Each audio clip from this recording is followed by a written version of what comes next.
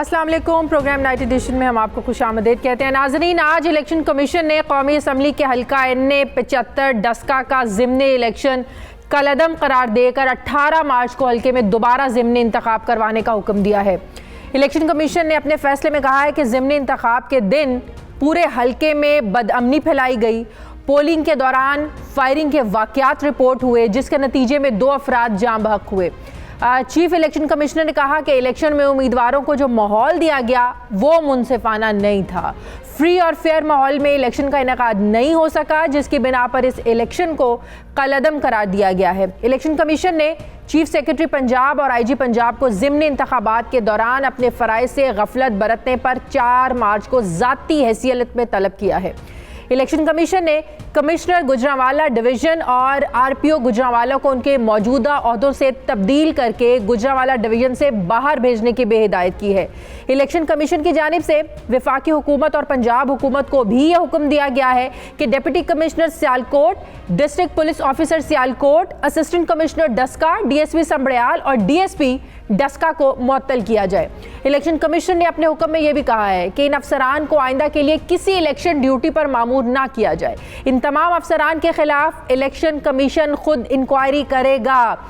Election commission की जानिब से NA 75 में दोबारा ज़िमनी इंतखाब करवाने के फैसले के बारे में मरियम नवाज ये कहती हैं कि डस्का के अवाम का शुक्रिया, उन्होंने न सिर्फ वोट दिया बल्कि वोट पर पहरा भी दिया।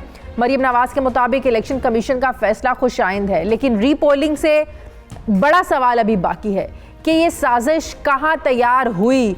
चीफ सेक्रेटरी, IG, कमिश्नर और दीगर सरकारी अहलकार किसका हुक्म सुन रहे थे? मुनसिफाना इंतखाबात के लिए इन सब को कटहरे में लाना और साजिश की कड़ियाँ खोलना लाजमी है। अब एक तरफ मरियम नवाज इलेक्शन कमीशन के फैसले से खुश हैं, तो दूसरी तरफ तहरीक इंसाफ ने इलेक्शन कमीशन की जानिब से NA 75 के ज़िमनी इंतखाब को कलअदम करार देने के फैसले को चैलेंज करने का फैसला किया है। फिरदौस आशिक आवान के मुताबिक इलेक्शन कमीशन के फैसले पर हमारे तहफ़्फ़ुज़ात हैं। तहरीक इंसाफ के उम्मीदवार अली असजद मलिक कानूनी ऑप्शन इस्तेमाल करते हुए इस फैसले के खिलाफ सुप्रीम कोर्ट में अब अपील दायर करेंगे। डस्का के अवाम ने तहरीक इंसाफ के हक में फैसला दिया, लेकिन फाते उम्मीदवार को हल्के की नुमाइंदगी से रोकना समझ से बालातर है। एक तरफ इलेक्शन कमीशन का फैसला लग रहा है कि हुकूमत की परेशानी में इजाफा कर रहा है, तो दूसरी तरफ आज सुप्रीम कोर्ट ने सेनेट इंतखाबात ओपन बैलेट से करवाने से मुतालिक सदारती रेफरेंस पर राय महफूज कर ली है। दौरान समाज चीफ जस्टिस ने अपने रिमार्क्स में कहा कि अदालत के सामने सवाल सिर्फ आर्टिकल 226 के निफाज का मामला है। क्या वजह है कि इंतखाबी अमल से करप्शन के खात्मे के लिए तरमीम नहीं की जा रही? इंतखाबी अमल शफाफ बनाने के लिए पार्लियामेंट में करारदादें मंजूर होती हैं। ओपन बैलेट से मुतालिक तरमीमी बिल पार्लियामेंट में मौजूद है, तो तरमीम में क्या मसला था? पीपल्स पार्टी और मुस्लिम लीग नून का दौर गुजरा, तरमीम क्यों नहीं की गई? पीपल्स पार्टी दौर में भी सेनेट इलेक्शन से मुतालिक मौका था। सियासी जमातें सेनेट इलेक्शन में करप्ट प्रैक्टिस को तस्लीम कर रही हैं। आपने वीडियो भी देखी है। क्या आप दोबारा वही करना चाहते हैं? सब करप्ट प्रैक्टिस को तस्लीम भी कर रहे हैं, लेकिन खात्मे के लिए इकदाम कोई नहीं कर रहा। अपने रिमार्क्स में चीफ जस्टिस ने यह भी कहा कि हर जमात इलेक्शन को शफाफ बनाना चाहती है, लेकिन बिस्मिल्लाह कोई नहीं करता। पहले दिन से सुन रहे हैं कि पार्टी फैसला करती है किस उम्मीदवार को वोट देना है। दौरान समाअत अटॉर्नी जनरल ने अपने दलाइल में कहा कि वोट का जायजा लेने से सीक्रेसी खत्म नहीं होती। कोई शहरी पैसा लेकर वोट ना दे, ये जुर्म होगा। रेफरेंस सियासी नहीं, आर्टिकल 226 की तशरीह के लिए है। इस पर जस्टिस याहिया अफरीदी ने पूछा कि क्या रेफरेंस पर सुप्रीम कोर्ट की राय हतमी होगी? इस पर अटॉर्नी जनरल ने कहा कि हुकूमत अदालत की राय की पाबंद होगी। इस पर जस्टिस याहिया ने कहा कि अदालती राय पर नजरसानी की दरख्वास्त आ सकती है, जिस पर अटॉर्नी जनरल ने कहा कि रेफरेंस पर नजरसानी दरख्वास्तें नहीं आ सकती। अटॉर्नी जनरल की बात पर जस्टिस याहिया ने कहा कि क्या ऐसा फैसला दुरुस्त होगा जिसके असरात सियासी हों और नजरसानी भी ना हो सके? इस पर अटॉर्नी जनरल ने कहा कि अदालत हर चीज़ का तफसील से जायज़ा लेकर फैसला करती है, जिस पर चीफ जस्टिस ने कहा कि अदालत का सियासत से कोई ताल्लुक नहीं, सिर्फ आइन की तशरीह करेंगे। अब सवाल ये है कि सदारती रेफरेंस पर सुप्रीम कोर्ट की राय के मुल्की सियासत पर क्या असरात मुरतब होंगे?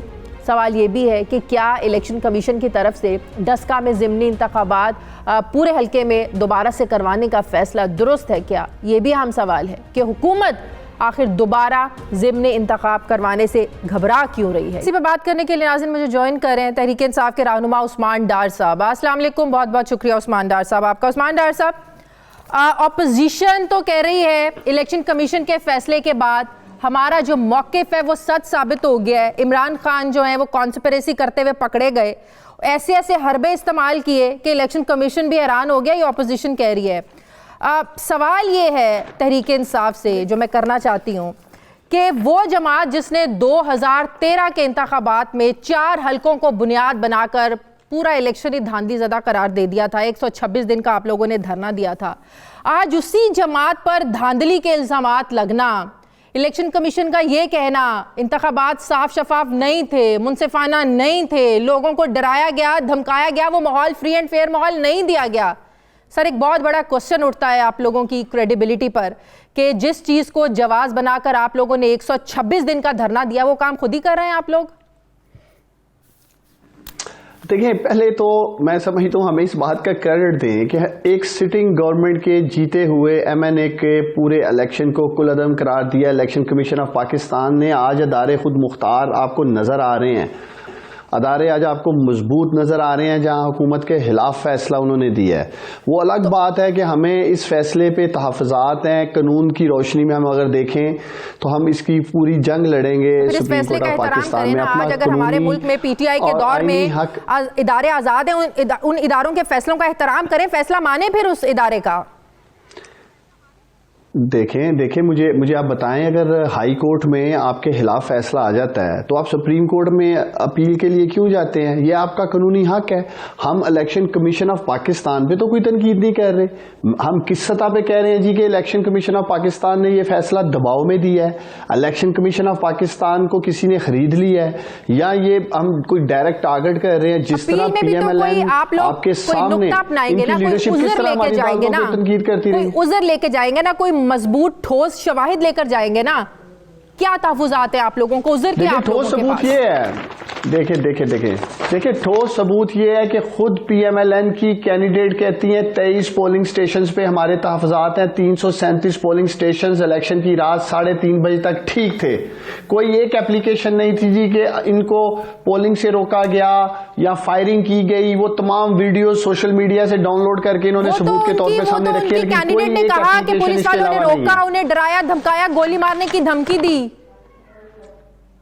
देखिए, ये सब ज़बानी कलामी बातें हैं, कोई ट्रायल नहीं किया गया। चले इन्हें छोड़ें, ये है मेरे पास RO साहब जो कहते हैं 20 पोलिंग स्टेशंस, 20 प्रिजाइडिंग ऑफिसर्स जो गायब हुए उसमें से 6 के नताइज बिल्कुल ठीक है, मैच हो रहे हैं। 14 पोलिंग स्टेशंस पे प्रेमा फशाई कोई शक व शुबात है कि शायद रिकॉर्ड टेम्पर किया गया है 14 पोलिंग स्टेशंस पे। मुझे बताएं, पाकिस्तान की 73 साल तारीख में 14 पोलिंग स्टेशंस के ऊपर RO कह रहा है कि बेज़ाब्तगियां हैं। मान लेते हैं RO की बात ठीक है, लेकिन 360 पोलिंग स्टेशन उड़ा दिए हैं, जिसमें से 346 पोलिंग स्टेशन तकरीबन आप कह लें कि जिसके ऊपर कोई तहफ़्फ़ुज़ात नहीं RO को, कोई तहफ़्फ़ुज़ात नहीं अपोजिशन को। ये कैसा फैसला है? इसलिए हम फैसले के खिलाफ जा रहे हैं। ये हमारा कानूनी हक है। आपका कैंडिडेट जीत गया था, आपका कैंडिडेट जीत रहा था, इतने कॉन्फिडेंट हैं आप लोग, दोबारा इलेक्शन करवाने में क्या? जिस वोटर ने पहले तहरीक इंसाफ के उम्मीदवार को वोट दिया, आप लोगों को वोट दिया, वो फिर दोबारा भी आपको ही देगा ना। फिर इतना डर, खौफ, इतनी घबराहट क्यों? देखिए, ऐसे फैसले से एक खौफ नहीं है। आपको कोई खौफ नजर आ रहा है? हमारे वोटर को, पाकिस्तान तहरीके इंसाफ को जिसने वोट दिया डस्के में, लाइनों में लग के लोग, उनको डिमोरलाइज किया गया, वो लोग इस फैसले से नाखुश हैं। और दूसरी तरफ मैं आता हूं, क्या आप समझती हैं ऐसा इलेक्शन जिसके ऊपर RO सिर्फ 14 पोलिंग स्टेशन की बात कर रहा है और नए सिरे से सारा इलेक्शन करा दिया जाए जिसके ऊपर टैक्स पेयर का करोड़ों रुपए का खर्चा आएगा? इलेक्शन कराना आसान काम है इस मुल्क में। तो ये हम समझते हैं कि इस फैसले में बहुत सी कानूनी गुंजाइश मौजूद है जिसको हम सुप्रीम कोर्ट ऑफ पाकिस्तान में कंटेस्ट कर सकते हैं। इमरान खान साहब सबसे पहले मुतालिबा ये करते हैं कि IG को हटाएं, चीफ सेक्रेटरी को हटाएं, जिन अफसरान को हटाने की बात आज इलेक्शन कमीशन कर रहा है, सबसे पहले आवाज इमरान खान उठाते। मुझे बताएं, क्या नहीं उठाते? देखिए शाजी, आप समझती हैं कि PMLN की हुकूमत या पीपल्स पार्टी की हुकूमत में प्राइम मिनिस्टर इमरान खान को ये रिलीफ मिलता? ऐसे फैसले आते। मैं कौम को और आपको याद दिलाना चाहता हूं, 4 हलके मांगे थे, 4 हलके नहीं खुले, 2.5 साल 126 दिन का धरना दिया। क्या ये रिलीफ मिला था प्राइम मिनिस्टर इमरान खान को उस हुकूमत में? ये मरियम नवाज हैं जिनको वजीर आजम इमरान खान की हुकूमत में इलेक्शन कमीशन ऑफ पाकिस्तान से मनपसंद फैसला मिला, रिलीफ मिला अपोजिशन को।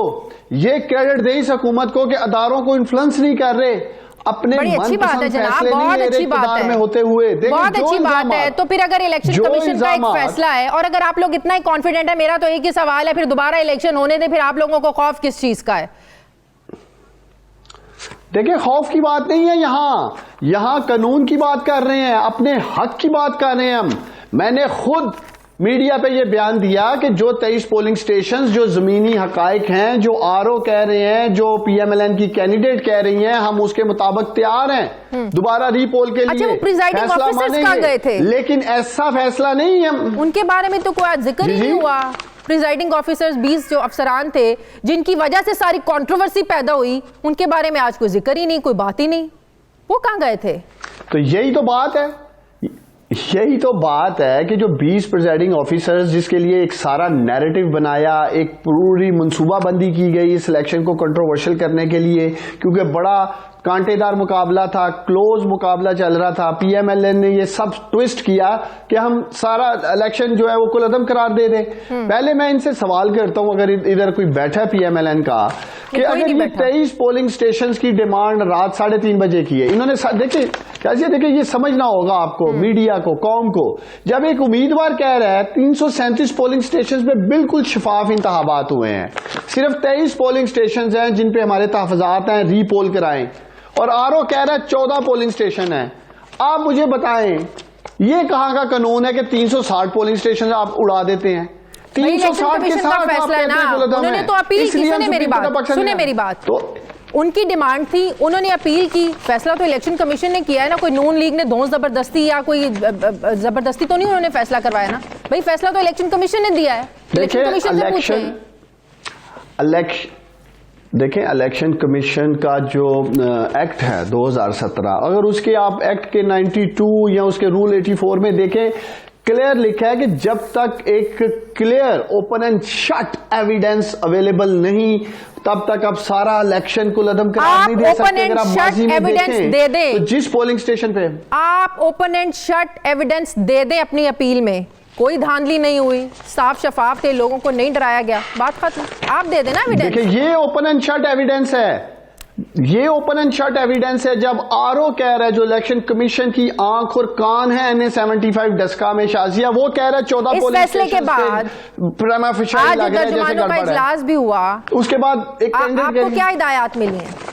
जी प्राइम मिनिस्टर की तरफ से क्या इंस्ट्रक्शन? देखिए, हम चैलेंज करेंगे इस फैसले को, हम अपना कानूनी हक एक्सरसाइज करेंगे, सुप्रीम कोर्ट में इसे चैलेंज करेंगे, क्योंकि हम समझते हैं ये कानून की रोशनी में फैसला, हम इसे कबूल नहीं करते हैं। इसमें बहुत सारी ऐसी कमजोरियां इस फैसले में जिसको हम सुप्रीम कोर्ट ऑफ पाकिस्तान में इंशाल्लाह चैलेंज भी करेंगे और अपनी कानूनी जंग लड़ेंगे।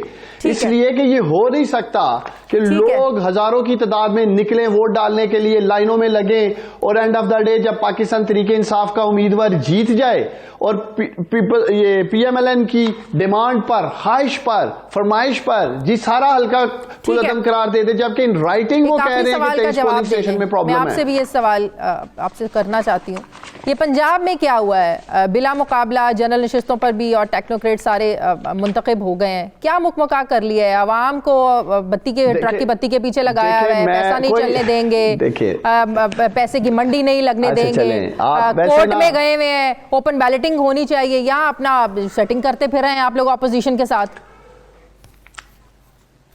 देखें, आप वैसे खुश नहीं है अगर तमाम जमातों को एक मुतनासिब नुमाइंदगी मिल गई है, जो उनका हक था, जितनी सीटें बनती थी, अगर वो मुतनासिब नुमाइंदगी से पंजाब का इलेक्शन होकर, एक सेकंड ठहरिएगा, हो गया है और शफाफ हो गया है, उसको मुकमका कहा जा रहा है। अच्छी बात हो गया, फिर तो सब सूबों में कर लेना, जिधर जिस चीज, फिर ये अंडरस्टैंडिंग सब सूबों में होनी चाहिए। फिर जो बात सुप्रीम कोर्ट कर रही है कि तमाम जमातों को मुतनासिब नुमाइंदगी मिलनी चाहिए, जिसकी जितनी सीटें बनती हैं मिलनी चाहिए, फिर तो बात ही खत्म हो गई। फिर क्या ओपन बैलेटिंग, तो क्या खुफिया बैलेटिंग? देखिए कोई अंडरस्टैंडिंग नहीं है। पीपल्स पार्टी ने पंजाब में से अपना कैंडिडेट विड्रॉ किया है। किसके कहने पे किया है? पार्टी ने विड्रॉ करके वफाक किसके में कहने पे किया है? पीएमएलएन के कहने पे किया है। के कहने पे किया है। पीएमएलएन क्या परवेज इलाही साहब ने राब्ते नहीं किए नून लीग और पीपल्स पार्टी से? मुझे ये बताएं, क्या परवेज इलाही साहब ने नून लीग और पीपल्स पार्टी से राब्ते नहीं किए? देखिए वो बता सकते हैं ना, मैं कोई उनकी पार्टी का तर्जुमान नहीं हूं। आप पीएमएलएन क्यों वालों से पूछें? तो है ना? मैं आपको कह रहा हूं। देखिए लेकिन एंड ऑफ द डे वो उनकी एक अपनी मंशूर है, अपनी पॉलिटिक्स है। अगर वो अपने सियासी फैसले अगर इस तरह के ले रहे हैं मिलने के, तो हम उन्हें ये तो नहीं कह सकते आप उनसे मिल सकते हैं, इनसे नहीं मिल सकते। अगर परवेज इलाही साहब किसी से मिल रहे हैं तो वो मिल सकते हैं। हमारे उम्मीदवार, हमारे जो वोट थे पंजाब असेंबली में, मैं उन तमाम मेंबरान का शुक्रिया अदा करता हूं जिन्होंने वोट दिया, और इन सबको मुबारकबाद पेश करता हूं जितने भी हमारे सेनेटर्स पंजाब से कामयाब हो चुके हैं। देखिए यही चीजें वफाक में लेके जाएंगे इंशाल्लाह ताला। सही, ठीक है, बहुत बहुत शुक्रिया। देखिए अंडरस्टैंडिंग होनी चाहिए या नहीं चाहिए, कम से कम रोज का बाजार बंद होना चाहिए। बहुत बहुत शुक्रिया तहरीक इंसाफ के रहनुमा उस्मान डार साहब मेरे साथ हैं। नाज़रीन मुझे प्रोग्राम में एक ब्रेक लेनी है, वापस आते हैं छोटे से वक्फे के बाद।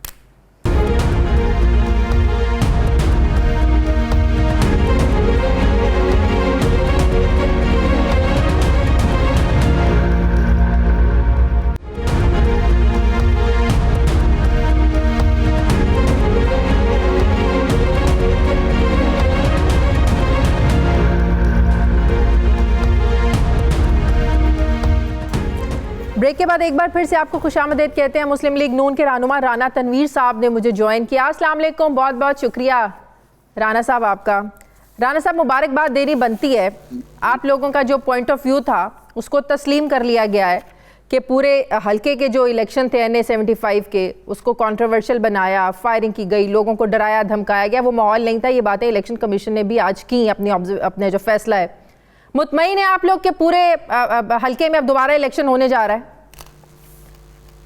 जी बिल्कुल, हम ऐसे मुतमिन हैं, क्योंकि हमारा यही पॉइंट था कि क्योंकि सिर्फ 20 पोलिंग स्टेशनों की बात नहीं है, ये तो पूरे हल्के में एक माहौल, एक माफ कीजिएगा आपको काटूंगी, पहले आप लोगों का बाय द वे यही पॉइंट ऑफ व्यू था कि 20 हलकों में 20 पोलिंग स्टेशंस में दोबारा करवा ले इलेक्शन। पहला पॉइंट ऑफ व्यू आप लोगों का वैसे यही था। नहीं, ये कभी भी नहीं हुआ। ये हमारा पॉइंट था कि 20 प्रिजाइडिंग अफसर गैप हो गए हैं, वो पहुंचे नहीं है, तो उनका जो गैप हो गया है वो नेचुरली उन्होंने बिल्कुल ही उसको वन तरफा कास्टिंग कर दी, एक तरफा। और वहां पे जो बाप का रिजल्ट निकला है वो 80% करीब था, जो टर्न आउट जो कभी मतलब हो ही नहीं सकता ना, ये तो नामुमकिन है। जो मैक्सिमम कभी जनरल इलेक्शन में होता है 60% से ऊपर नहीं जाता, तो ये जिमनी इलेक्शन में तो इतने ज्यादा लोग आते भी नहीं है। तो मैं समझता हूँ कि ये चीज जो वहां थी डस्का में, आपने देखा जिस तरह पुलिस गर्दी हुई, जिस तरह इंतजामिया मुलवस रही है, या इंतजामिया रिस्पॉन्ड ही नहीं कर रही थी, या जिस तरह फायरिंगें होती रही हैं, तो मैं समझता हूँ कि एक वहां तो जंग का समा था। मैं खुद उधर लेकिन वैसे अगर टेक्निकली देखा जाए, मसला तो 20 पोलिंग स्टेशंस का था ना, जहां ज्यादा गड़बड़ हुई, जहां से प्रिजाइडिंग ऑफिसर जो है ना मुबैना तौर पर जिन्हें अगवा कर लिया गया। मसला तो ये था, आप लोगों ने तो पूरे हल्के का इलेक्शन ही जो है ना वो मशकूक बना दिया। नहीं, हमने नहीं बनाया, वो मशकूक था, बल्कि मशकूक से भी आगे की डिग्री जो है वो बिल्कुल धांधली ज़्यादा था, क्योंकि वोटरों को तो अंदर नहीं जाने दिया गया। आपने देखा नहीं डस्का में जिस तरह हुआ कि वोट उधर लाइनें लगी हुई हैं और गेट बंद कर दिए हैं, और वो नॉक कर रहे हैं, ताकि कैंडिडेट साहबा जो थी हमारी वो जाके शोर कर रही है। ये तो सारी वायरल हुई हुई है वीडियो, तो उसको भी पुलिस उसके साथ बदतमीजी कर रही है, एक ऑनरेबल लेडी के साथ जो एक ऐसी फैमिली के साथ है बिलोंग रखती है। तो आप समझते हैं कि दोबारा जो ऑब्जर्वेशंस आज दी गई हैं, जो फैसले में कहा गया है दोबारा इंतखाब जो होने जा रहा है 18 मार्च को, यहाँ पर वो साफ शफाफ होगा, मुनसिफाना होगा, कोई धांधली नहीं होगी? मैं समझता हूँ कि जिस तरह का एक्शन लिया है इलेक्शन कमीशन ने, ये पास में कभी नहीं हुआ। मैं आपको बताऊं, इलेक्शन कमीशन के पास इतने इख्तियारात हैं। तो फिर मान लेना इदारे बायस नहीं है। कुछ अर्सा पहले यहाँ पे इसी इलेक्शन कमीशन के बाहर एहतजाज भी किया आप लोगों ने।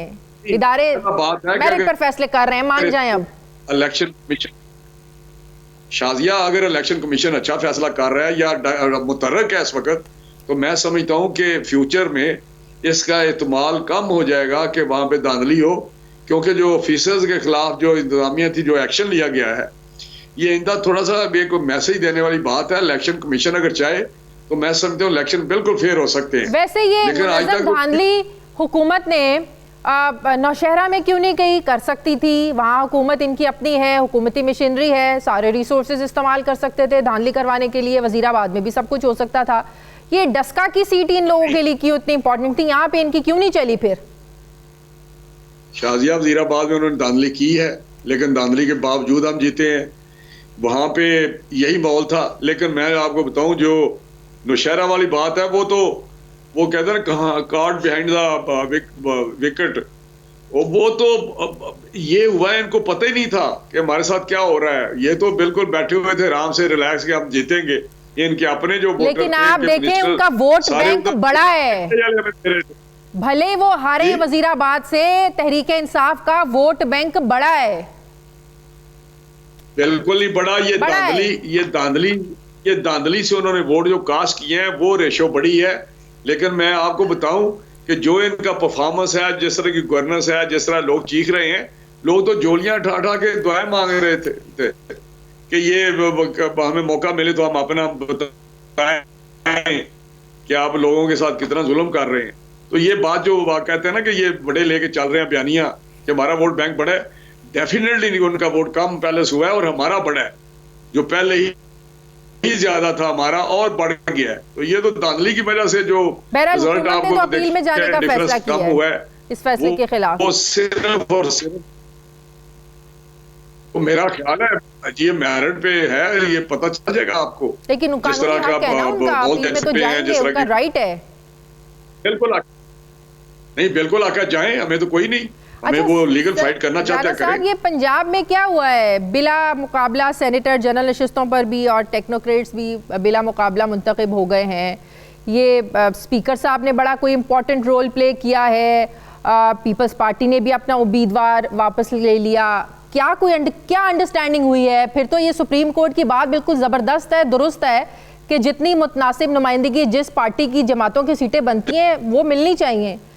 फिर तो हर सूबे में ये अंडरस्टैंडिंग होनी चाहिए, जिसकी जितनी सीटें बनती हैं वो बन जाए। फिर ये क्या सबको ट्रक की बत्ती के पीछे लगाया है, ओपन बैलेटिंग, खुफिया बैलेटिंग? चलिए, आप बिल्कुल ठीक बात कर रही हैं। ये मेरा अपना एक पॉइंट ऑफ व्यू है इस पे कि ये जो इस वक्त चीख चाड़ा चल रहा है, सुप्रीम कोर्ट में भी बड़ा चीख की बात हो रही है कि ये जो पैसे चलते हैं। मैं कहता हूं अगर लीडरशिप, किसी पार्टी की भी लीडरशिप खुद रिस्ट्रेंट शो करे, जिस तरह 2.5 साल में पीटीआई ने हॉर्स ट्रेडिंग की है, असेंबली के हमारे एमपीए तोड़े हैं, यहाँ जिस तरह उन्होंने किया चेयरमैन सेनेट के इलेक्शन में किया, जिस तरह उनके अपने पीटीआई के पीपल्स पार्टी ने कभी हॉर्स ट्रेडिंग नहीं की। मेरी बात सुन लेना, पहले आप बात सुने समझे। अगर ये रिस्ट्रेंट शो करें, ये पैसा आप उधर कहते हैं कि चलता है, जब ये इल्जाम आता है कि किसी फलां लीडर ने 35 करोड़ रुपया लिया टिकट देने के सिलसिला में, तो वहां की करप्शन नहीं है। भाई मेरा सवाल तो ये है, पंजाब में अंडरस्टैंडिंग हो सकती है, बाकी सूबों में क्यों नहीं हो सकती? मैं और बात करने लगा हूं, आपको समझ आ जाएगी कि एक जगह से करप्शन खत्म करके बड़ी जगह पे आप करप्शन का खोल रहे हैं, एक ओपनिंग दे रहे हैं। तो ये जो बात है, अगर चाहे लीडरशिप को इसका मतलब है कि हम कह सकते हैं कि ये हमारे है, ब्लैकमेलिंग में ना आए मेंबर्स की, तो हम बैठ के कर लें जिस तरह पंजाब में हुआ है कि हमारी सीटें 5 बनती थी, उनकी 6 सीटें बनती हैं उसको मिल जानी चाहिए। दूसरे जगह ये अप्रोच करें। बिल्कुल ये सही। तो मेरे ज़हन में भी था कि क्यों नहीं कर लेते। ये बेहतरीन तरीका है, यहाँ ना करप्शन होगी, ना कोई और बात होगा, ना और तो परवेज इलाही साहब को और एक्टिव होना पड़ेगा, हर सूबे के लिए एक्टिव होना पड़ेगा। पंजाब में बाकी जगह पे परवेज इलाही साहब तो नहीं वो कर सकते कुछ, लेकिन केपीके में या दूसरी जगह पे ये इनिशिएटिव क्यों नहीं गवर्नमेंट लेती? गवर्नमेंट ले ना, चलो मुस्लिम लीग नून के रहनुमा राना तनवीर साहब मेरे साथ। वेरी मच नाज़रीन, मुझे अब ज्वाइन किया है साबिक secretary election commission Kanwar Dilshad साहब। अस्सलाम वालेकुम, बहुत बहुत शुक्रिया कंवर दिलशाद साहब आपका। कंवर दिलशाद साहब, हुकूमत कह रही थी कि सिर्फ 20 पोलिंग स्टेशंस पर जो है आप इंतखाब दोबारा कराएं, लेकिन आज इलेक्शन कमीशन का फैसला कि पूरे हल्के का इलेक्शन कलअदम करार देकर कहा है कि दोबारा 18 मार्च को यहाँ पर इलेक्शन होगा। सवाल मेरा ये है कि अपने फैसले में इलेक्शन कमीशन ने जिन अफसरान के खिलाफ कार्रवाई करने का जो है वो हुक्म दिया है, अब हुकूमत ने फैसला किया है कि वो इस फैसले के खिलाफ जो है ना वो अपील में जाएंगे, कोर्ट जाएंगे। क्या अपील में जाने के बाद इन अफसरान के खिलाफ कार्रवाई रुक जाएगी क्या? असूली तौर पर जो इलेक्शन कमीशन ऑफ पाकिस्तान ने जो हल्का 75 के कदम करार दिया है, तो उन्होंने इलेक्शन एक्ट 2017 का सेक्शन 9 को जो है उसकी बुनियाद पर इन्होंने ये कदम करार दिया। और उसमें बड़ा वाज़ह लिखा हुआ है कि इलेक्शन कमीशन ऑफ पाकिस्तान को वसी इख्तियारात हैं कि जिस हल्के में पोलिंग में हरासमेंट पैदा हो जाए, फायरिंग हो जाए, कत्लो-गारत हो जाए, या वोटर्स को पोलिंग स्टेशन पे आने में मनानत की जाए, रुकावट डाली जाए और पोलिंग का प्रोसेस बहुत ही कमज़ोर सुस्त हो जाए, तो फिर इलेक्शन कमीशन ऑफ पाकिस्तान बेकायदगी और बेज़ाब्तगी को देखते हुए उस हल्के को इलेक्शन कालअदम करार दे सकता है। लेकिन एक बड़ी अहम बात यह है कि हमारे कानूनदानों को समझ में बात नहीं आती कि आज जो सेक्शन 9 है ना, ये जुल्फ़िकार अली भुट्टो साहब ने जून 76 में अपनी पार्लियामेंट से मंजूर करवाया था, जिसका नाम था अवामी नुमाइंदगी एक्ट सेक्शन 103AA। और वही जो है अब ये इलेक्शन एक्ट 2017 में मर्ज हो गया, सेक्शन 9 में आ गया। वही चीज़ है, वही इबारत है, वही सब कुछ मामलात हैं। उसमें ये लिखा होता है कि चंद हलकों में अगर कोई बेकायदगी बेज़ाब्तगी साबित हो जाए तो पूरे हलके में इलेक्शन करवाया जाता है, जुज़वी इलेक्शन नहीं होता। जैसे हमारे अली ज़फ़र साहब ने इस आर्गुमेंट को पता है कैसे डिफेंड किया, जब सलमान अकरम राजा साहब ने कहा कि पूरे हलके में दोबारा इसलिए इलेक्शन करवाया जाए कि वहाँ फायरिंग की गई, लोगों को हैरास किया गया, डराया धमकाया गया। तो अली ज़फ़र साहब ने इसको जवाब काउंटर इस तरह किया कि भाई कल तो इस तरह कोई भी जो हार रहा होगा कैंडिडेट वो फायरिंग करवा देगा और बाद में इस चीज को जवाब बनाएगा, जी भाई फायरिंग हो गई, डराया धमकाया गया, इसी वजह से मैं हार गया क्योंकि मुझे सही माहौल नहीं दिया गया वोटर्स को। वो कह रहे हैं कि गलत प्रेसिडेंट सेट किया जा रहा है। ये अली ज़फ़र साहब ने ये आर्गुमेंट दिया आज। ज़ाहिर है कि वो चूँकि वो सेनेटर बना दिया गया है, वो सेनेटर बनने की उन्होंने अपनी दानिश में बात की है, लेकिन असूली तौर पर यह है कि उन्हें अली ज़फ़र साहब को ये बताया जाए कि 7 मार्च 77 को जो इंतखाबात में जो बेकायदगी बेज़ाब्तगियाँ हुई थी, तो पूरे मुल्क में दोबारा इंतखाबात का मुतालबा हुआ, मुल्क में मार्शल लग गया। तो ये चीज़ें इसी तरह होती हैं कि जब हल्के में चीज़ होती है, इसकी मिसाल नहीं होता, ये हकीकत है कि साबित कर दिया कि उस हल्के में अगर ये इलेक्शन कमीशन एक्शन ना ले, जैसे माजी में होता रहा। जैसे आप देखो ना, इमरान खान साहब ने बाकायदा ये मुतालबा किया कि मेरे 4 जो हैं कॉन्स्टिट्यूंसीज में दोबारा इंतखाब करवा दें, लेकिन उस वक्त के इलेक्शन कमीशन ने उनकी दरख्वास्त को नामंजूर कर दिया, मुस्तरद कर दिया। तो क्या अली ज़फ़र साहब को वो याद नहीं आ रहा कि अपने इमरान खान ने खुद मुतालबा किया कि मेरे 4 जो है कॉन्स्टिट्यूंसीज में दोबारा इंतखाबात करवाएं, लेकिन उस वक्त का इलेक्शन कमीशन जो था वो एक बड़ा मुतसब था और हमारी नज़र में वो गैर आईनी इलेक्शन कमीशन था। मुझे ये बताएं कि अपील में जाने के बाद उन अफसरान के खिलाफ कार्रवाई रुक जाएगी जिसका ऑर्डर दिया आज इलेक्शन कमीशन ने?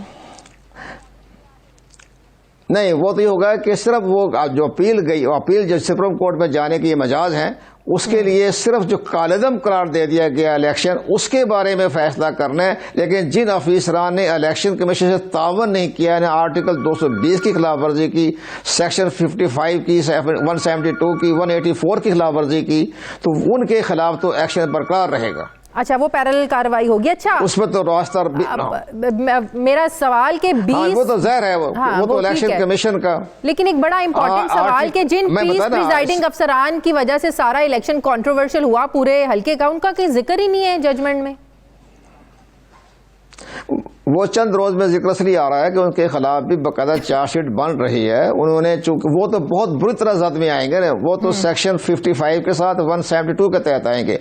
उसमें लिखा हुआ है कि अगर कोई प्रिजाइडिंग ऑफिसर बैलेट पेपर में कोई टेम्परिंग करे, एनराफ करे या उसको कोई गड़बड़ करे, खराब करे, मोहर गलत लगाए, तो उसके खिलाफ जो है FIR दर्ज करने की भी पावर है और साथ साथ इलेक्शन कमीशन को बरतरफ करने के भी इख्तियारात हैं और वो 30 दिन के अंदर अपने सर्विस ट्रिब्यूनल में अपील कर सकते हैं। ये भी इलेक्शन कमीशन ने उनको बरतरफी के नोटिस जारी कर रहे हैं। कानून में कहीं नहीं लिखा कि अगर प्रिजाइडिंग अफसर ने वापस आना है तो किस वक्त में आना है, कोई मुद्दत का भी कोई जिक्र नहीं, कोई कानूनी इसमें कोई बार नहीं है।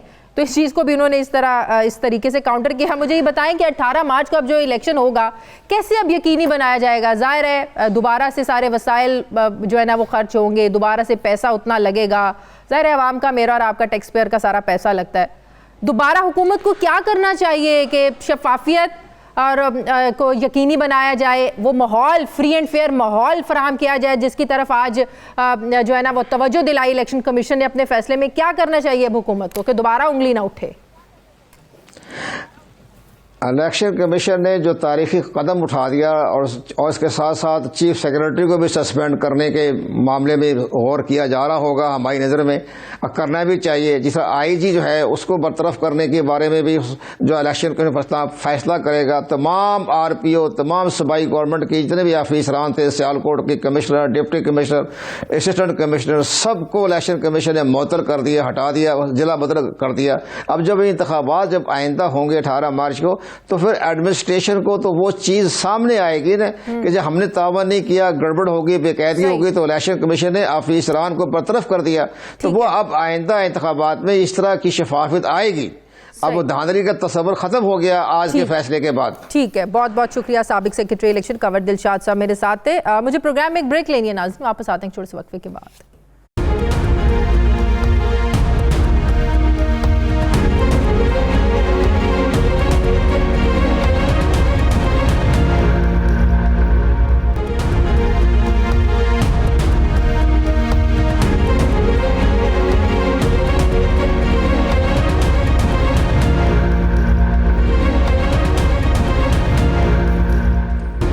ब्रेक के बाद एक बार फिर से आपको खुशामदीद कहते हैं। मुझे ज्वाइन कर रहे हैं सीनियर सहाफ़ी तज्ज़ियाकार इरशाद भट्टी साहब। अस्सलाम वालेकुम, बहुत बहुत शुक्रिया भट्टी साहब आपका।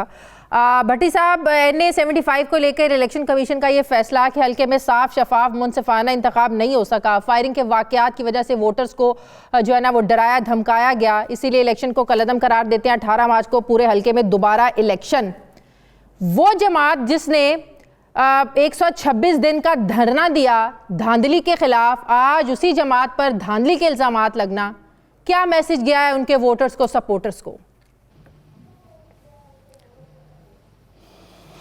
देखिए, पहली बात तो ये कि ये इंडो पाक की टिपिकल सियासत है, वो रोंदू सियासत, और क्या उसको कहते हैं कि जो हार जाता है हार ना मानने वाली सियासत। अब आप इस डस्का को एक लम्हे के लिए, बल्कि 10 सेकंड के लिए अगर आप रखें तो आप कुरम में जाएं तो मौलाना साहब ने आज कहा है कि मैंने वहाँ जाली वोट्स देखे। नौशहरा में जाएं तो वहाँ परवेज़ खटक साहब कह रहे हैं वहाँ भी जाली वोट, जाली किस्म के बड़ी कार्रवाइयाँ हुई। और अगर वज़ीराबाद जो सीट जीती मुस्लिम लीग नून ने, वो भी कह रहे हैं कि वहाँ भी धांधली हुई लेकिन हम जीत गए। तो डस्का में आ जाएं तो ये एक टिपिकल सियासत है। बल्कि अब तो ये अमेरिका में भी लास्ट इलेक्शन में यही हुआ, उससे पहले में भी यही हुआ। तो ये पूरी दुनिया में मोदी की तरफ चले जाएं, पूरी दुनिया में, और हमारे यहाँ तो बिल्कुल रोंदू सियासत, बिल्कुल। और इसमें ये जो दोनों जमातें हैं, ये कमाल का इसमें अबूर हासिल इनको रहा। IGI और छांगे मांगे और पता नहीं क्या क्या ये किया। दुख कहाँ होता है? दुख वहाँ होता है कि जहाँ अब आप एक ऐसी जमात जिसने 22 साल आपको कहा था, इमरान खान साहब ने कहा था कि मैंने अपनी गेम में थर्ड एम्पायर को मुतारफ़ कराया। मतलब ये है कि मैंने फेयरनेस की तरफ मैं गया। नंबर 2, इमरान खान साहब इस जो असल राइज था वो हुआ कि 4 हल्के खोलो, सड़कों पे लॉकडाउन, सिविल नाफरमानी, धरने, लॉन्ग मार्च, 126 दिन का जैसे आपने कहा धरने। तो उसके बाद उनके जो शेर जवान हैं या जो वो उनके हाथों से ये इस पे अगर फोकस करें तो इसमें अच्छा फ़ैसला किया इलेक्शन कमीशन ने। दो इसके पहलू हैं। नंबर 1 पहलू ये है कि क्या 2 इलेक्शन मुकम्मल होना चाहिए था। इलेक्शन कमीशन के पास 2 ऑप्शन थे, या 20 या 15 या 17 जो पोलिंग स्टेशन उन पे दोबारा। तो उन्होंने अच्छा दलेराना फैसला किया, पूरा इलेक्शन करवा दिया। दूसरा इसका जो पहलू है वो पहलू है कि ये किया किसने है।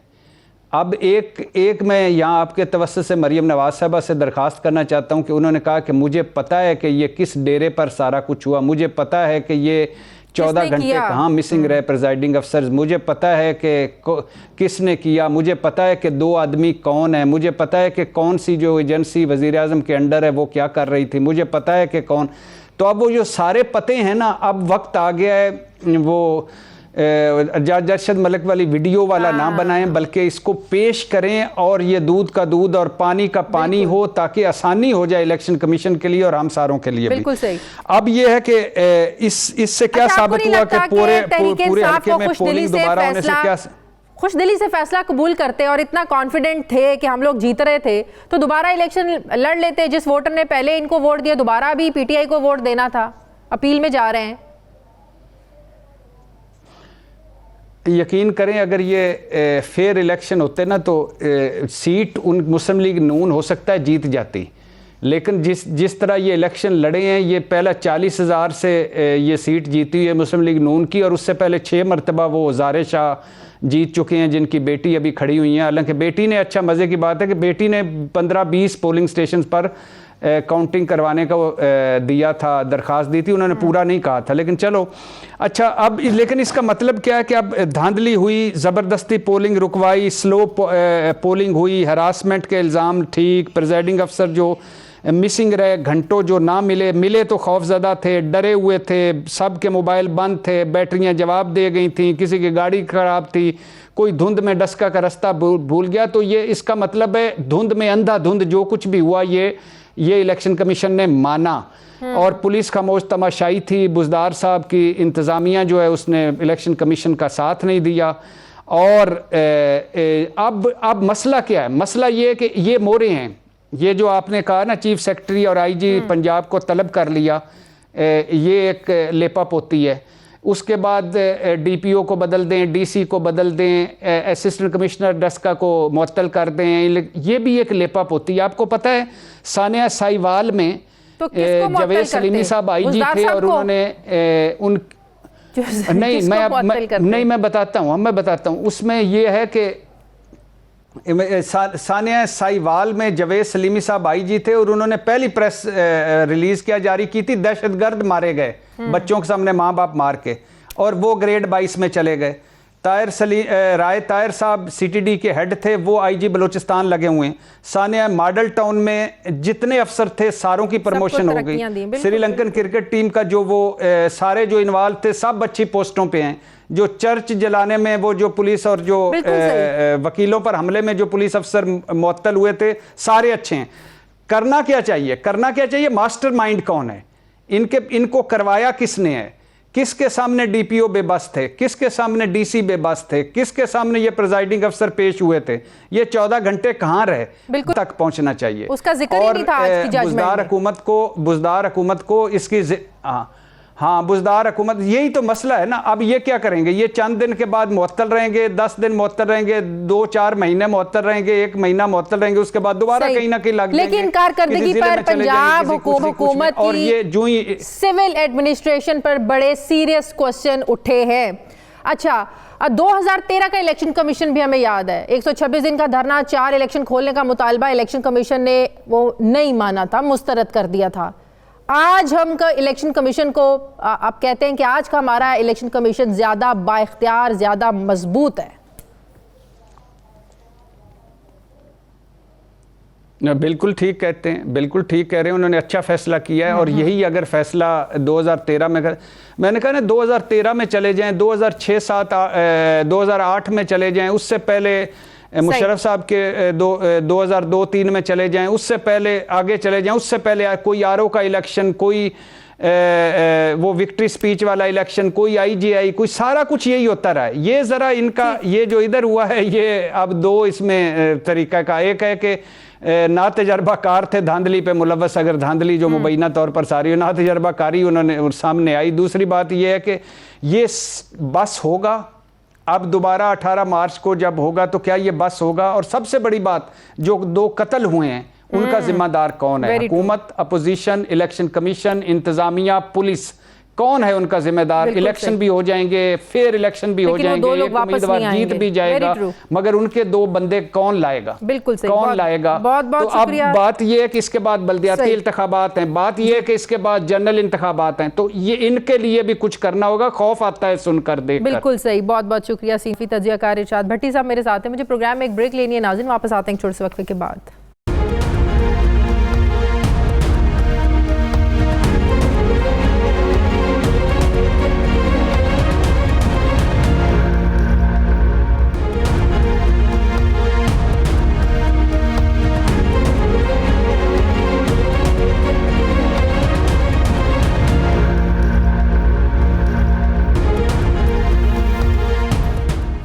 ब्रेक के बाद एक बार फिर से आपको खुशामदीद कहते हैं नाजरीन।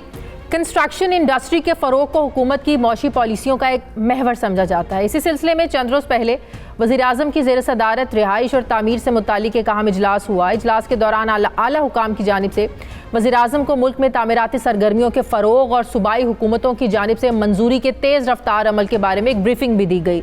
इजलास के दौरान वज़ीर-ए-आज़म को ये बताया गया कि पंजाब में तामीराती शोबे के मनसूबों में 353 अरब 43 करोड़ रुपए की सरमायाकारी से 17 खरब 67 अरब 15 करोड़ रुपए की मौशी सरगर्मियां पैदा होंगी और 3,15,678 मुलाजमत के मौके भी पैदा होंगे। चीफ सेक्रेटरी पंजाब ने इजलास को बताया कि सूबे भर में 8 करोड़ 70 लाख से ज़ायद मुरब्बा फीट रकबे पर तामीर के लिए दरखास्तें मौसूल हुई हैं, जिनमें लाहौर 38%, मेट्रोपॉलिटन कॉरपोरेशन 22%, रावलपिंडी 18%, फैसलाबाद 11% और मुल्तान 10% शामिल हैं। इजलास को ये बताया गया कि अब तक 4 करोड़ 10 लाख से ज़ायद मुरब्बा फीट पर तामीराती मंजूरी के साथ ही पंजाब के तमाम अजला में तामीराती सरगर्मियाँ ये एक्टिविटीज़ हो रही हैं।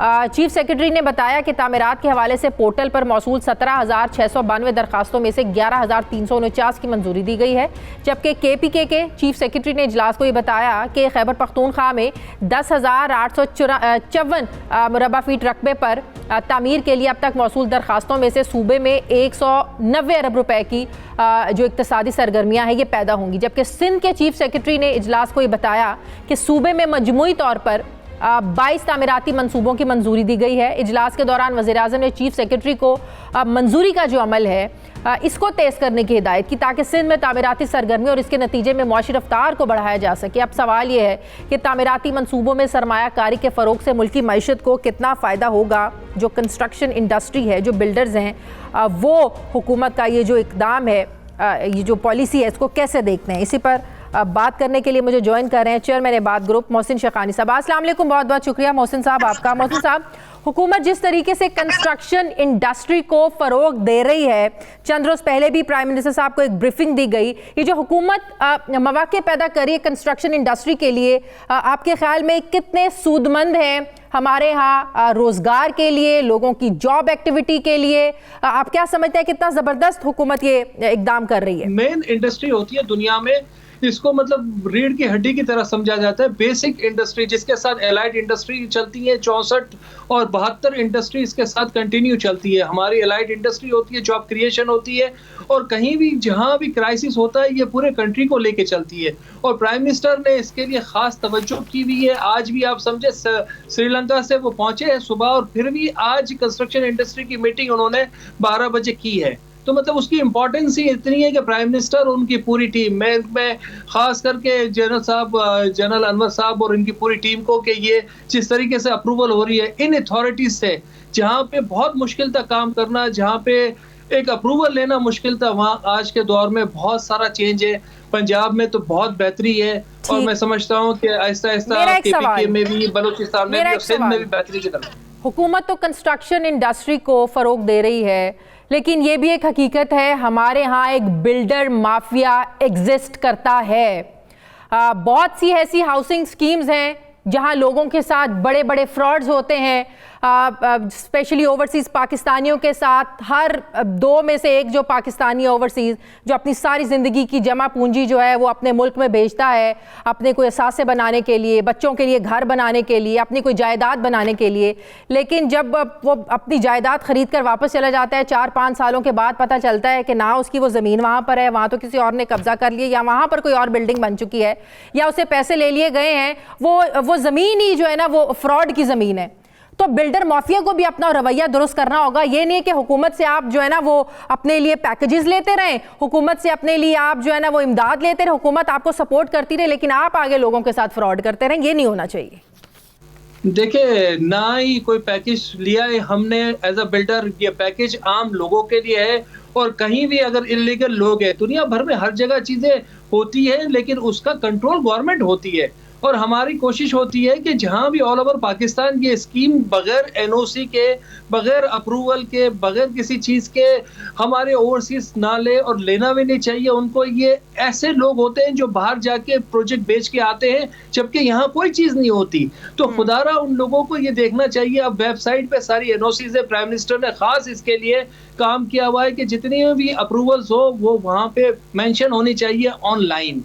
वो अथॉरिटी उसकी एनओसी मेंशन करती है, उसके बाद वो चीजें, तो ऐसी चीजें हुई हैं, ऐसा नहीं है। गलत लोग हर जगह होते हैं, लेकिन किसी इंडस्ट्री को एक लॉ के तहत, चीजों के तहत जो काम करने वाले लोग हैं उनको एप्रिसिएशन आनी चाहिए, और जो गलत लोग हैं उनको उनके खिलाफ कार्रवाई होनी चाहिए। वो इतने बड़े नहीं होने चाहिए। अच्छा, जिस तरीके से कंस्ट्रक्शन इंडस्ट्री को सपोर्ट किया जा रहा है, जिस तरीके से जो है ना वो शहर भी फैल रहे हैं, बिल्डिंग्स बन रही हैं, कहा जा रहा है कि इससे ज़रूरी जो शोबा है वो बहुत पीछे जा सकता है, उसको बड़ा नुकसान हो सकता है। ये बात किस हद तक दुरुस्त है कि ज़ाहिर है ज़रूरी ज़मीन कम होगी? दुनिया में मास्टर प्लान्स बनते हैं, और मास्टर प्लान के हिसाब से दुनिया में डिजाइन होते हैं। जो एग्रीकल्चर लैंड है उसको एग्रीकल्चर पर्पस रखा जाता है। जो हाई राइज है, इसीलिए प्राइम मिनिस्टर का जो विजन है कि वर्टिकल बिल्डिंग्स बने, ज्यादा से कम जमीन इस्तेमाल हो और हाई राइज बिल्डिंग्स बने, ताकि ज्यादा से ज्यादा लोगों को हम कप्लाइज कर सकते हैं। 12 मिलियन घरों की शॉर्टफॉल है इस मुल्क में, और तकरीबन जितनी शॉर्टफॉल है उतनी लोग कच्ची आबादी स्लम्स में रहते हैं, जो आपके मुल्क के लिए खतरनाक होती है। जो बिलो द लेवल रहते हैं वो हमारे लिए, मतलब हम उनको वो चीजें नहीं प्रोवाइड करते कि जो आम आदमी को देनी। तो वो इम्पोर्टेंट है कि आप मास्टर प्लान बनाएं और इन चीजों को एनकरेज करें। इंडस्ट्री का दर्जा दिया इसको 72 साल के बाद, और आप कह रहे हैं कि इसमें तो इसको तो कोई ऐसी चीज है नहीं, इसको चलाना इस कंट्री के लिए जरूरी है। ठीक है, बहुत बहुत शुक्रिया यासीन शेखानी साहब, चेयरमैन आबाद group, thank you very much. नाज़रीन, हमारे आज के प्रोग्राम का एडिटोरियल। नाज़रीन, वैसे तो वतन अजीज़ के शाहीनों के हाथों हिंदुस्तानी फ़ौज की शिकस्त की एक तवील दास्तान मौजूद है, लेकिन 27 फरवरी 2019 एयरफोर्स और पाकिस्तानी तारीख के लिए एक शानदार दिन साबित हुआ। इस दिन हिंदुस्तानी फ़ज़ाइया को ये सबक सिखाया गया, बताया गया उन्हें कि वतन अजीज़ की तरफ मैली आंख से देखने वालों के लिए पाकिस्तानी शाहीन हर वक्त चाको चौबंद हैं। 25 और 26 फरवरी 2019 की दरमियानी शब भारतीय फ़ज़ाइया ने आज़ाद कश्मीर में दरअंदाजी करते हुए बालाकोट में जाली ऑपरेशन का ड्रामा रचाने की कोशिश की। अज़ाइम मालूम होने पर पाकिस्तानी शाहीनों ने भी सरप्राइज़ देने की ठानी। जवाबी वार में दुश्मन न सिर्फ बदहवासी में अपने पेलोड गिराकर भाग खड़े होने पर मजबूर हुआ, बल्कि इस पिस्पाई में हिंदुस्तानी एयरफोर्स का एक तैयारा आज़ाद कश्मीर जबकि दूसरा मकबूजा कश्मीर की हदूद में भी ज़मी बोस हुआ। आज़ाद कश्मीर में गिरने वाले तैयारे से अभिनंदन जिंदा बच निकला। शहरियों के निर्गे में घिरा तो इसे न सिर्फ अवामी तशद्दुद से बचाया, बल्कि तिब्बी इमदाद के बाद गर्मा गर्म चाय भी पिलाई गई। ऐसी मेहमान नवाजी पर भारतीय पायलट ने टीज फंटास्टिक कहकर पाकिस्तानी कौम की अमन पसंदी और जिंदा दिली का एतराफ़ किया। लेकिन जब साल 2002 के इसी महीने में हमसाया मुल्क की तारीख खंगाली जाए तो रियासत गुजरात में हालिया वज़ीर आज़म और उस वक्त के वज़ीर आला मोदी की पुष्ट पनाही में मुसलमानों के खून से खेली जाने वाली होली के बदतरीन मनाजिर भी सबके सामने हैं। इस साने की नतीजे में की जाने वाली तहकीकात और अदालती कार्रवाइयाँ तो फ़क्त आंखों में सिर्फ एक धूल झोंकने का एक बहाना थी, जिसने ये ज़रूर साबित किया कि हमसाया मुल्क में अक़लियतों के ख़िलाफ़ हिंदुत्व को हमेशा हिंदुस्तानी हुकूमत की हिमायत हासिल रही है। ये थे आज के दिन के हवाले से हमारा एडिटोरियल। नाज़रीन, हमारे प्रोग्राम का वक्त ख़त्म हो गया है। प्रोग्राम के लिए आप हमें फ़ीडबैक ज़रूर दीजिएगा। अपना ख्याल रखिएगा। मुझे इजाज़त दीजिए। अल्लाह हाफ़िज़।